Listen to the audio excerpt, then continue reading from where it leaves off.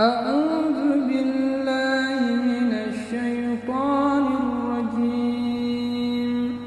بسم الله الرحمن الرحيم. يكاد البرق يخطف أبصارهم كلما أضاء لهم مشوا فيه وإذا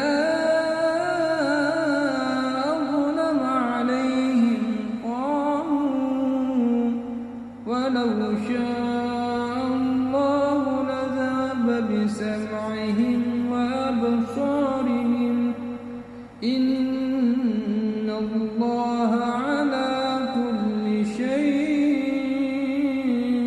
قدير.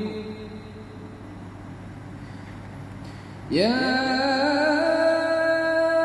أيها الناس اعبدوا ربكم الذي خلقكم والذين من قبلكم لعلكم تتقون.